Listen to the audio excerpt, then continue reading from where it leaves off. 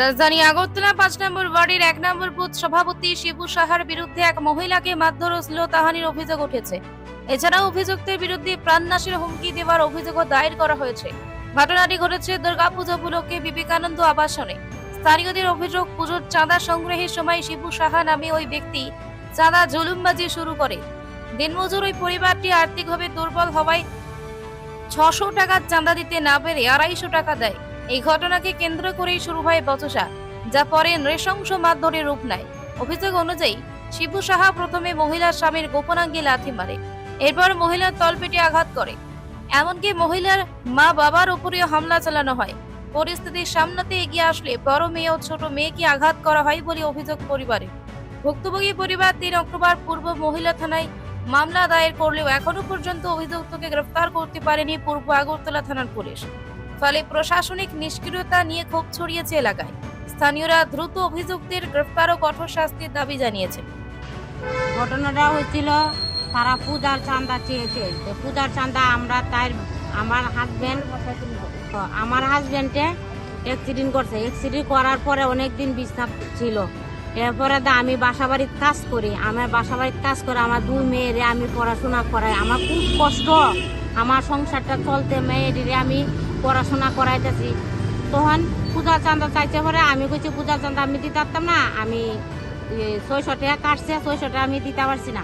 তখন আমার কইছে হ্যাঁ এটা হচ্ছে আবাসনের ভিতরে পূজাটা, ওই দুর্গা পূজাটা।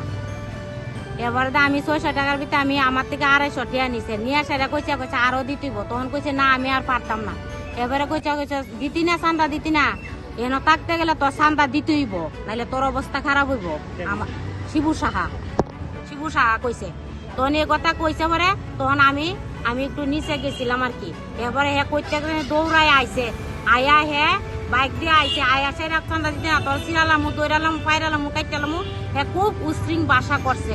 বাসা করার সাথে তখন আমার মেয়ে কইতাছে তুমি আমার মা রেখে উশৃং বাসা বিশ্রী বাসাতে গালি গালাজ করতেছ, আমার কাজ করে কা বাদ। তখন কইছে রা করবি না, রা করলে তোরারে দিব। এবার আমার মেয়েরে 1 লাঠিতে ঘরের দরজা খুলছে, ঘরের দরজা একটু আদিন আছে, 1 লাঠিতে দরজা খুললা আমার ছোটু মেয়েরে গালে চোর দিছে, ছোটু মেয়েরে মারধর করছে। আমার হাজবেন্ডেরে তোমার পুরুষ সঙ্গের জায়গার ভিতরে লাঠি দিছে। আমার স্বামী 2 দিন পেচ্ছাপ করতে পারছে না, গরম জল দিয়া সেক দিছে, 2 দিন পেচ্ছাপ করতে পারছে না, পেচ্ছাপের জায়গা যন্ত্রণা করছে, আমার হাজবেন্ডেরে মারছে।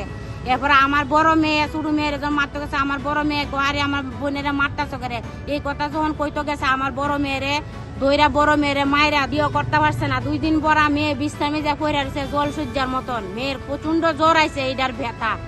এরপরে যাওয়ার সময় হুমকি দেওয়া গেছে, তোরা যদি পুলিশের কাছে যাস, আইনত যদি যাস, তাহলে তোরারে আমরা তোর 2 মেয়েরে দর্শন করুম। এটা শিবু সাহা কইছে। বুথ প্রেসিডেন্ট বানাইছে 1 নম্বর বুথে বিজিবি। এবার কইছে যদি তোরা তুই 2 মায়া চাইরা যদি লইয়া চাইরা যদি যাস, আইনে যাস, পুলিশের কাছে যাস, তাহলে তোর 2 মেয়েরে আমি গড় ঢুকে দর্শন করুম। তখন আমি চাই আইনের কাছে আইছি। আজকে শিবু সাহা এতদিন হয়েছে, আমি 3 তারিখ আমি লেখিয়া কাগজটা জমা দিয়ে গেছি, শিবু সাহার নামে আমি কমপ্লেন করছি।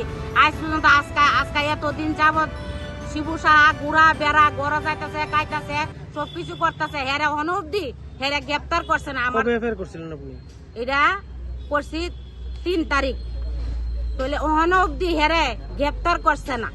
হে ঘুরে বেড়া হে খাইতেছে, এখন অব্দি হে গ্রেপ্তার হইছে না।